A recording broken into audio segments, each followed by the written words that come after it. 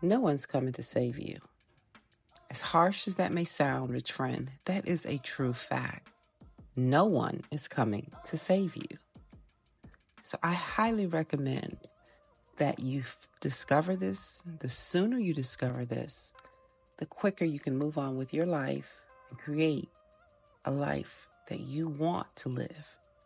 When you realize no one is coming to save you, how I did it and how I'm doing it. I can give you the backstory of, yes, I was a teen parent, but prior to that, I had other stuff that happened that led me into that direction. Undoubtedly, that was going to be a part of my experience because no one was going to save me but me. Now, today, fast forward, I'm 52 and I'm dealing with some life. And for a season, I was looking for someone to save me after closing my daycare. Wanting to, but the exit strategy was not my desired exit.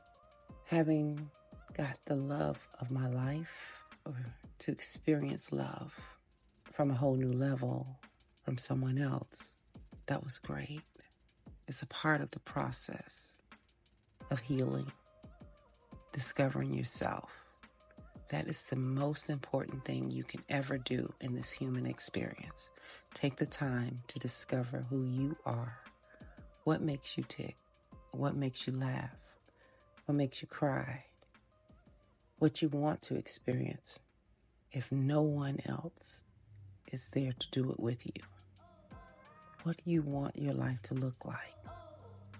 That's your responsibility and no one else's. Because no one is going to save you but you. Because no one can save you but you. Because no one has the opportunity to wake up and be you. No one. Experienced the time that my son transitioned. I didn't have to wake up every morning being him. I had no clue of what it was like to be him. So, no one has the clue of what it's like to be you in your situation. But you have the choice to choose what your situation looks like, what it feels like, and who gets to be a part of it. And that's what I'm doing. Saving myself first.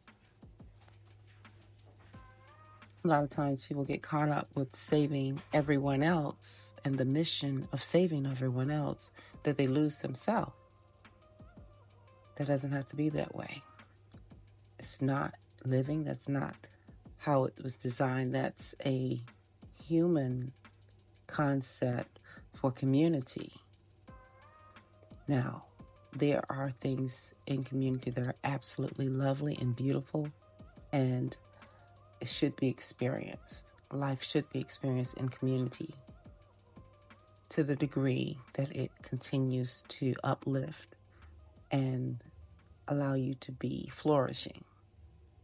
However, there are times, most importantly, that there should be solitude, taking time to reflect, time to look forward, time to just be. Every human will go through this. No one is immune to it. I wish I had the wisdom to share this with my son that last day I saw him on Mother's Day. But I have the wisdom now, and I'm sharing it. Not just for others, but mainly for myself. And you all get to be a beneficial recipient. It's a hard fact, hard truth sometimes to swallow. But once you embrace no one is going to save you and that you are your savior, the easier life becomes. Yes, it gets a little challenging, but then you get strength and you get wisdom, because from within, that's where you're going to draw from. And when you're drawing from that basis, you have access to everything and all that there is. You're no longer going to be bullied by past due bills, negative bank accounts, foreclosures, job loss, angry spouse, rebellious children, ungrateful children or grandchildren, disrespectful colleagues. You're no longer going to be bullied by those things because you realize that you are your savior. You are your savior. You are worthy of a better experience, and that you no longer have to be a victim. So powerful when you feel the feeling of self-awareness, self-expression. It's so empowering to know that at any moment you can say, pause, stop. I don't want to experience this. Switch the gears, change the direction. It's very empowering. And I believe every human has that capability within.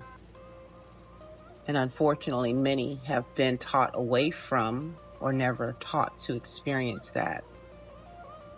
Watching my 17-year-old son lean into his power, I kid you not, sometimes I want to reach up and just touch him, but not in the most loving way.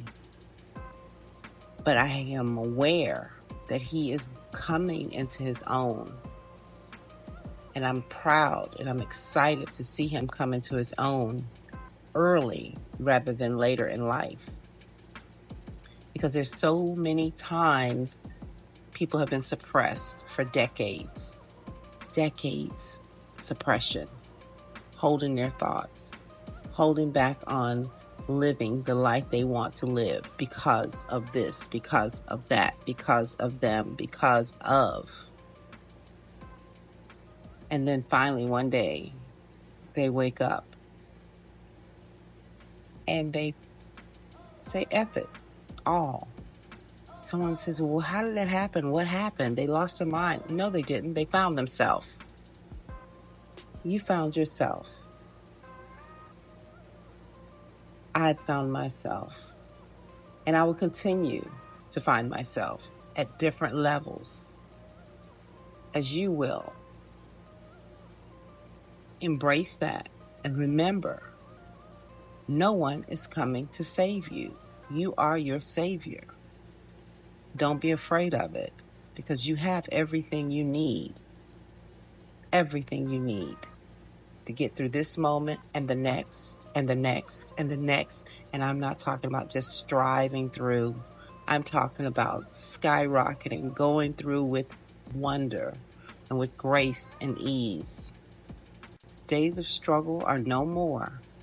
The struggle ends when you know that you are your savior, that within you lies all power that creates all the world, no matter what your religion is.